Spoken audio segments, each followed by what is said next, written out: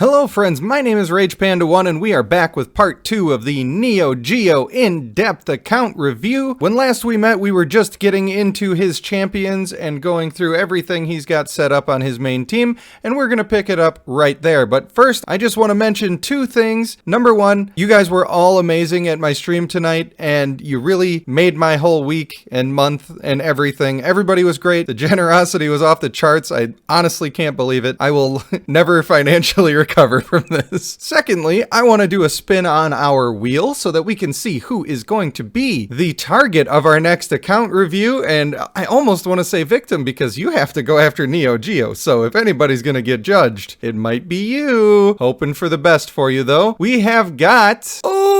Satori! It is Satori, and we are very, very happy to see that. Snagga, sorry buddy. You missed it by a hair. So Satori, I want you to message me on Discord reminding me that you won, because things can be hard to keep track of, and also tell me what sort of things you're hoping to learn from my review of your account. I should mention that all future account reviews are going to be one video. They're not nearly going to be as in-depth as this one, but of course, Neo-Geo deserves a little extra attention for all of the extra attention he has given the game. Let's go ahead and get back into that. So now we're going to look at traits for our top team. And I actually really love this build. This is a build that I have recommended before. It's not the one that I still recommend. At this point, I think that switching honorable for steadfast and switching fierce for aggressive is going to give you more boxing potential, and you're going to scale into that late game fight where it's just Devala versus Devala. You're going to have a shield that's huge.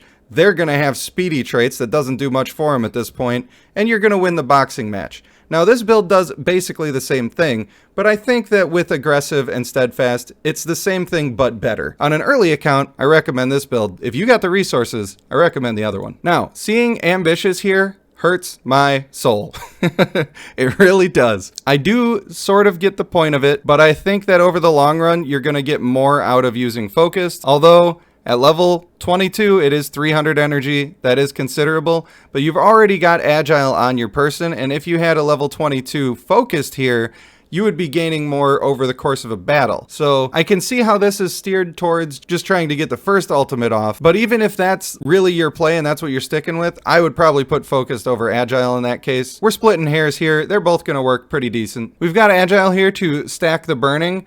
I think that's totally fine. Fierce here instead of aggressive is definitely better, and the reason is because we're going for damage here. We're not necessarily trying to make a big shield. The reason I say aggressive when you're going with steadfast is because that steadfast shield scales off of your strength. So putting fierce on, you're not going to get as big of a shield, even though you will get more damage early in the fight. So that's a little bit of a nuance that maybe I should have explained previously, but now you got the info, don't you? We've got honorable on ya boy, we've got hulking on ya boy, and one of the few tanks where it is justifiable to have brutal. And don't you just love seeing all these level 22 traits? I'm about to really make you unhappy.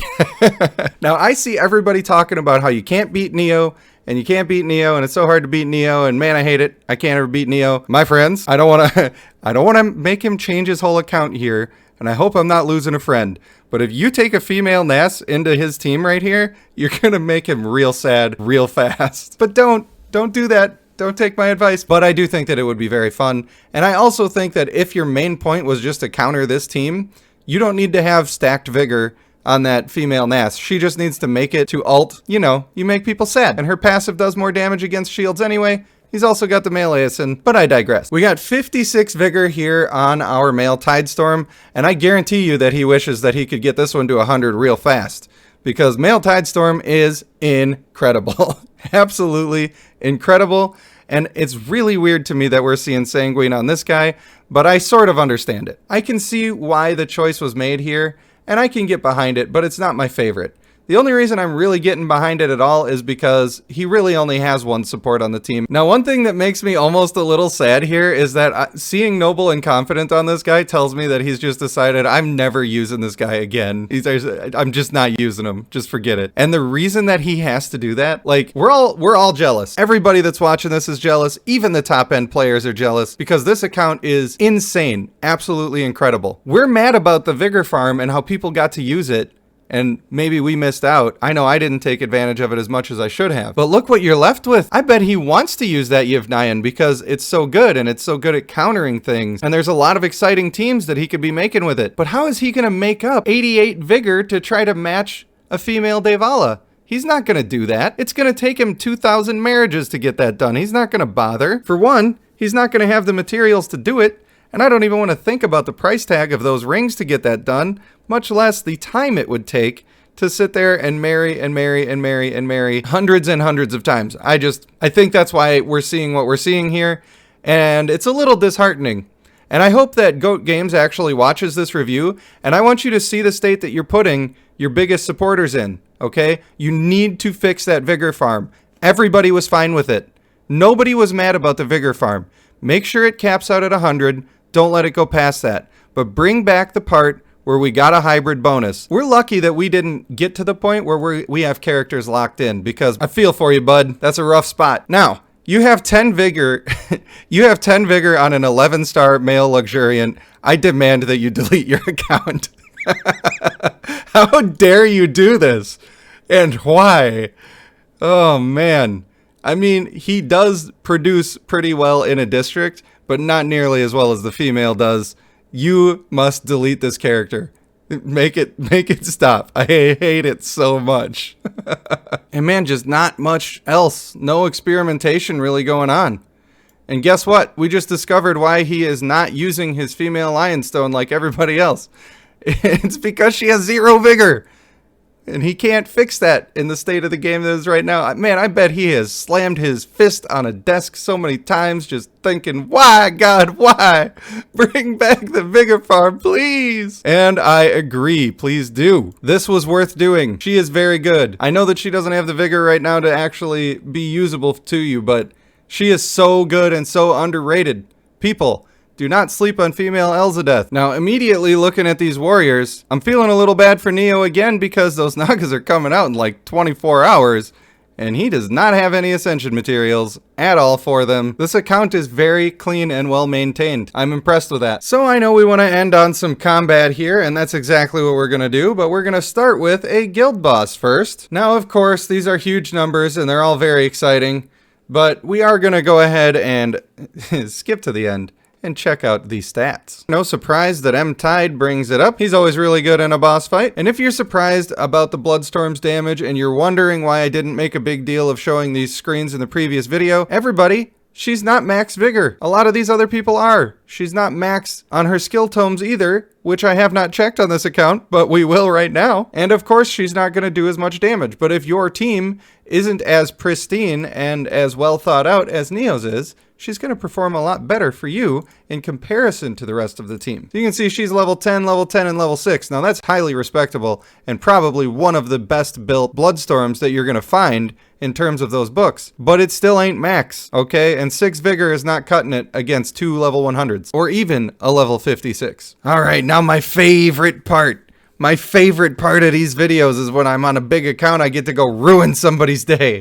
I got a chubby right now because this is one of the most awesome experiences of my life because I'm getting it right now. I can't believe it. If you are this guy, I only clicked on you because you're worth the most points. So I have to take your soul with the strongest account in the game. Hope that's cool.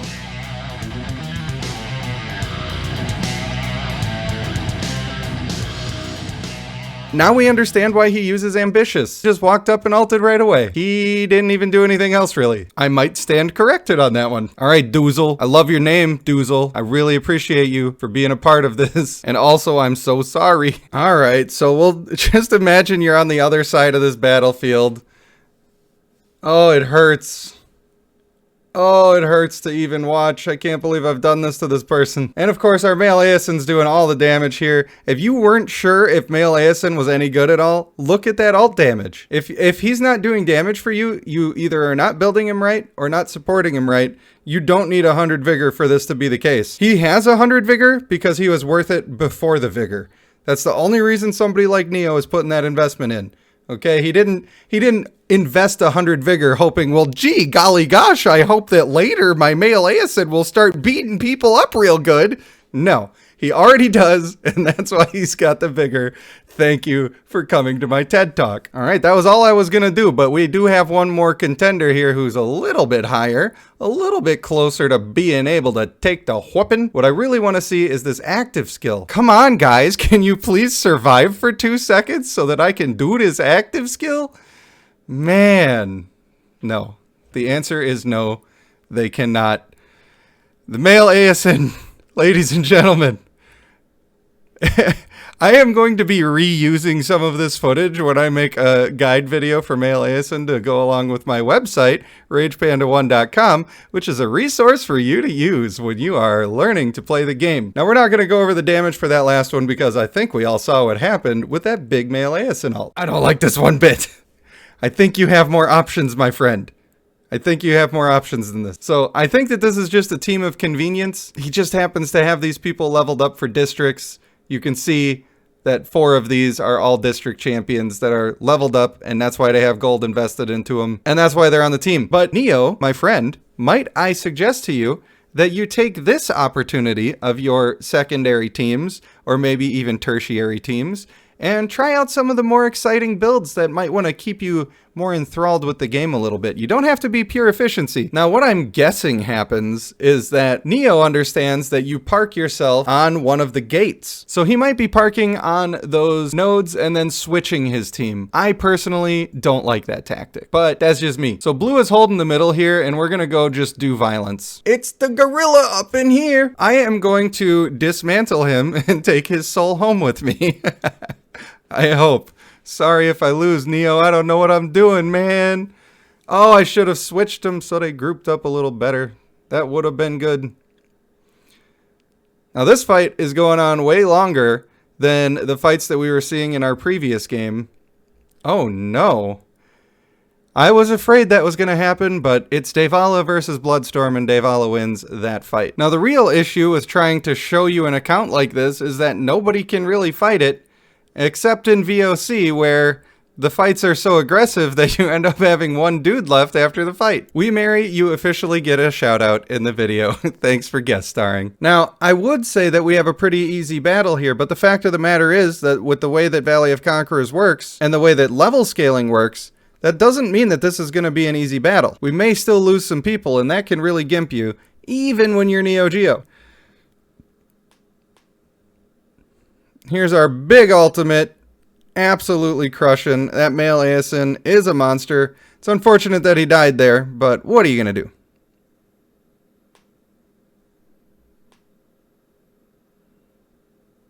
And just like usual, Devala versus Devala. And our stronger Devala wins. And unfortunately, when you do multi-battles, you don't get to look at the damage, so I've never gotten to claim bread for myself, but here you go, Neo, I got you, buddy. So we're gonna try out another battle here against Genevote, and just see what we can do. Man, it is lonely at the top, though, I'll tell you that much. It is real hard to find competition for this one, and then you go into Valley of Conquerors, and it's like, well, your team died anyway, except for your female Devala, here you go. So that just goes to show how important it is for actually trying to dismantle the female Devala and specifically counter against her. I think all of these endgame players would be guaranteeing their wins a little more often by doing that. So at the end of the day, of course, Neo-Geo's account is a 10 out of 10. My man is doing just about everything right. A lot of stuff he's thought of, I didn't even think of right away. And that's very cool to see. I do like learning about the game and learning different strategies. And one of the things I want to talk about on these account reviews are the bad parts of accounts. And to be honest, the bad part of this account is that the one team is so strong that every other team is just useless to you. They're just not fun. Luckily for somebody like Neo, who is laser focused on being hyper efficient and very strong, it's working out real well for him. For somebody like me, I would not enjoy playing this account actually, because being locked into that one team would drive me nuts and I just wouldn't enjoy it. And the moral of that story is that the vigor system needs to be brought back to its previous state where we could do an efficient vigor farm. Everybody wants it. Every single person wants it. The whales want it. The lower players want it. Everybody wants it. So please make that a thing. It was a ton of fun to take this account for a test drive. I wish I could have found some more stuff to show you guys some reasonable content, but Man, the battles are quick on this account. It is really hard to find a fair fight unless you go into Valley of Conquerors, and then when you die, you're out for a long time. I hope you've appreciated this glimpse into power. If I'm still allowed to do account reviews next week, we are going to have one that we are going to spin off of a name wheel from all of the people who signed up on our Discord. So if you want to see that, you want to be around for that, then do be sure to subscribe to the channel and turn on the notifications and all that good stuff. For now, I want to thank you for watching. I have been Rage Panda 1, and I will see you in the next one.